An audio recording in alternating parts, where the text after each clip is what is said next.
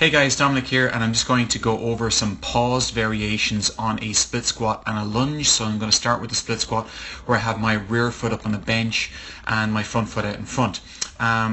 With both these movements, we would get a lot of our clients to start on these variations where they're just doing paused variations, because a lot of people have real difficulty in getting into the right position on these movements, and they'll tend to what we see here where we'll get into an overextended position. So I'm just going to pull my shirt forward so you can see what's going on.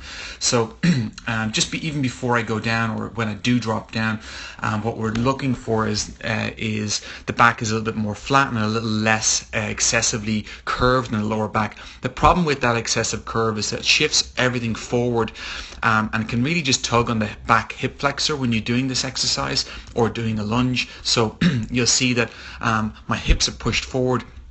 The pelvis should ideally be rocked back in position, and my back should be a little bit flatter. Otherwise, I'm just going to hang out in that hip flexor every single time and wonder why I'm getting problems with my quads, my knees, and my glutes and hamstrings aren't working all that well. So we're going to try and eliminate that, and you'll watch what I do with my pelvis here. So I'm going to tuck the pelvis under, so you'll see it moves from there to there, there to there. Okay, so that's in this kind of position here. So I'm going to drop down and then I'm going to hold that line. What can help in this position is thinking about pushing the knee forwards to help you balance in that position, but the back should be pretty flat and not excessively curved in that position. So if I roll it on, I'm just going to hold this position for about 15 to 20 seconds, and again, I shouldn't have that excessive curve which I show here. It should be a little bit more flat like that. Okay, again, without kind of hunching my shoulders or anything in that position, and I'm going to hold that position. As I get better in that position, I would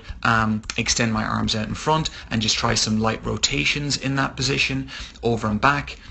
And that's kind of creating more instability, so I'm going to have to work a little bit harder in that position. These are all important points because people are, I think, too quick to introduce load onto movements they can barely balance in straight away.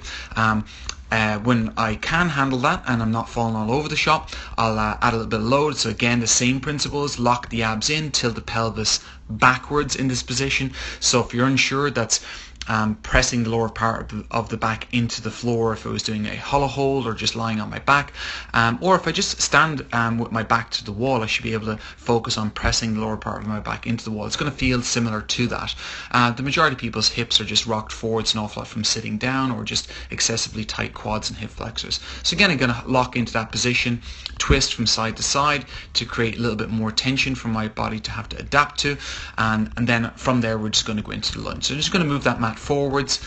Exact same principles apply. Get into a position first where I can lock in the abs and tilt that pelvis backwards. Lower part of the back isn't too overextended, and then as I get better, I can again work on those rotations in that position. If, let's say, you're in that position, I'm going to swap legs, and while you're in that position, if you feel that like, hey, I'm falling all over the place, that's no problem. Just get yourself close to a wall. So I'm going to move over, and then while I'm against the wall, just use the wall to kind of tap off of to get my balance. And as I get better, I can use the wall a little bit less. But really work on getting into the right positions first before you start to add some load, and hold for about 15 to 20 seconds per side, and then add load as you see fit. So hope that helps, and that's a paused lunge and paused split squat. Hit subscribe for more great videos like this.